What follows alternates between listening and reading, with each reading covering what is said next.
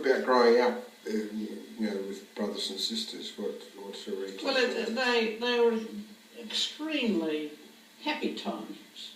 See, there were, as I say, there were 7 of us, and we had our own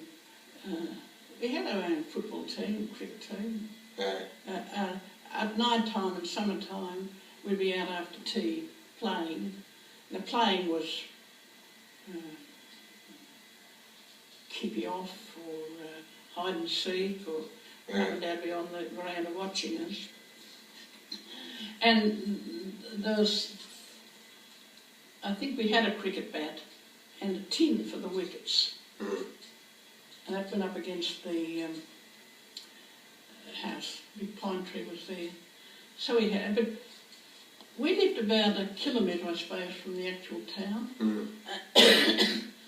And I don't know whether the boys weren't allowed to go up. There were always plenty of their pals playing there. I certainly wasn't allowed to go out, so it was naturally, being our last 5 children, I was jammed in between them, so I was a pretty good cricketer. But there was always plenty of fun around the place. We had one scooter among the 7 of us, and that's, when I think of it now, you came in the front door to a passage. On the left there was Mum and Dad's bedroom, and there was a door leading into Mary and my bedroom, and a door leading into the dining room. And there was a door at the end of the passage. So on rainy days when we were little, you'd open the passage door and the other doors, and you'd have scooting around.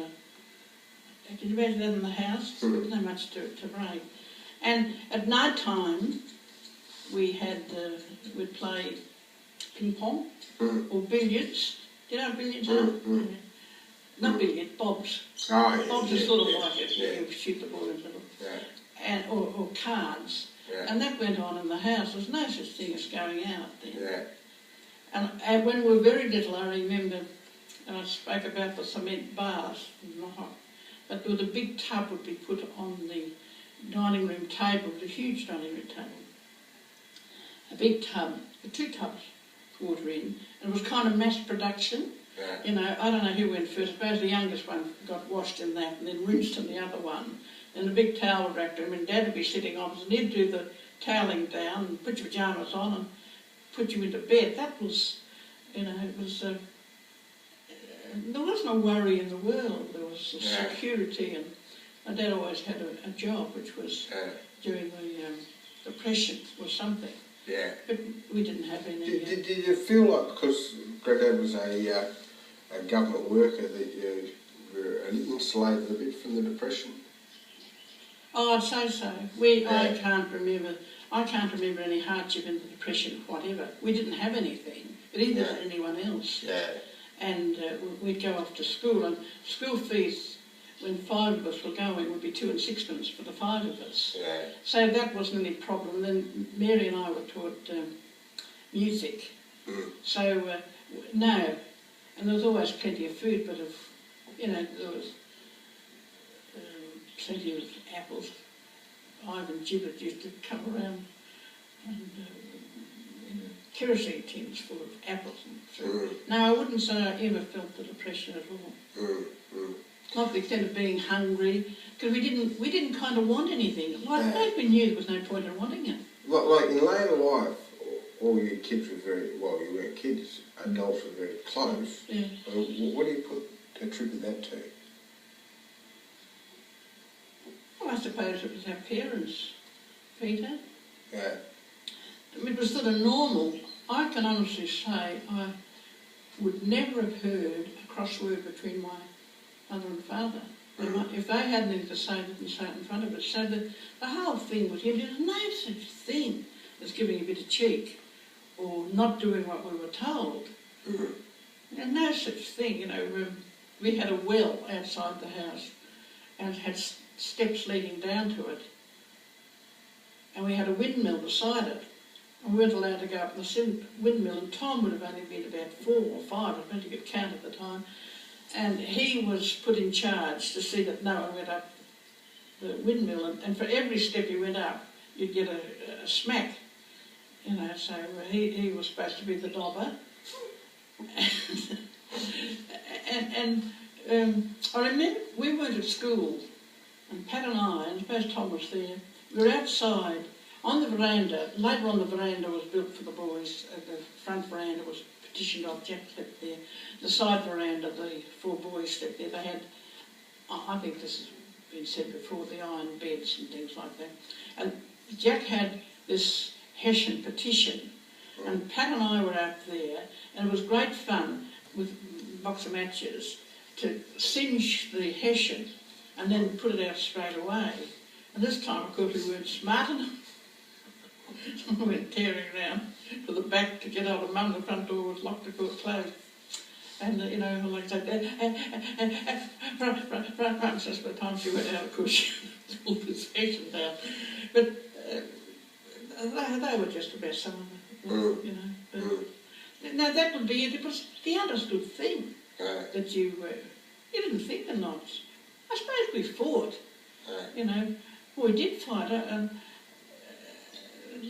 like Shanghais were made, and we'd go out shooting, whatever we were supposed to be shooting. I was never supposed to be up down there. I remember once I came up home with a blood nose. I was having a fight, and I thought I had the most disinterested mother. And she told me, well, it really was my own fault. She told me 1,000 times not to play with the boys. I don't know who I was supposed to play with. But that would be it. It was just... What about school days? School days were fun. Yeah. We lived about, I suppose, a kilometre from the school, about that. And straight after school, we would run straight home. There was no such thing as dawdling on. We used to walk along with other families that lived 2 or 3 miles further on. Yeah. But there wasn't any pressure sort of to actually achieve, if you know what I mean. At school? At school. There wasn't any pressure. At school was just fun. Yeah. And I mean, the sisters were marvellous, the ones that taught us. There wasn't like, there was an Irish sister. Do you remember Sister Augur? I remember the name. The name was a tractor. I remember her. Yeah. Well, I mean, she was probably a bit strange, but didn't worry us, you know.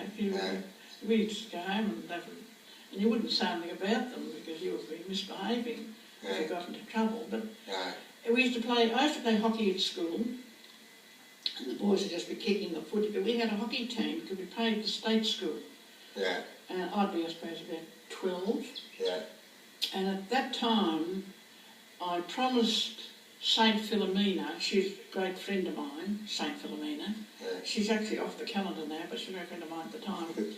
And that if we won the hockey, that when I entered the convent, I'd take her name, Saint Sister Philomena. Yeah.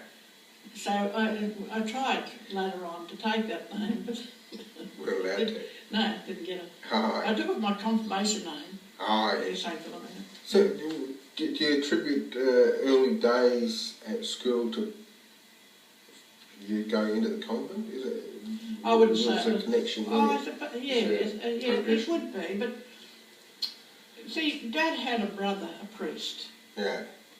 And we knew Mum's aunties in Ireland were nuns. Yeah. So it was those days. It was sort of. Yeah. You know, and the boys were older boys. They used to run up to mass, and we used to have. We'd go to morning mass, call it, regularly. Yeah. And it was just something that I said I do, you know. Yeah. So, but then I forgot about it later on. I mean, that was when we were at school. But then it was always with me. When I'd be about, I suppose, 16, 15 or 16.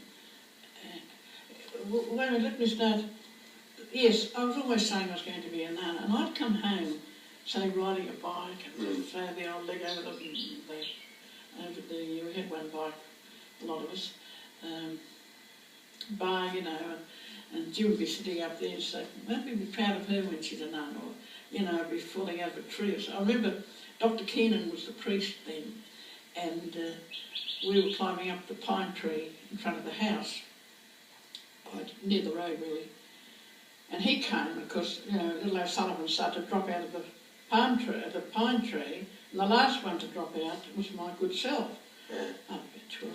And I remember Mum kind of apologising to Dr. Keenan for this behaviour, you know, said, and she says she's going to be a nun.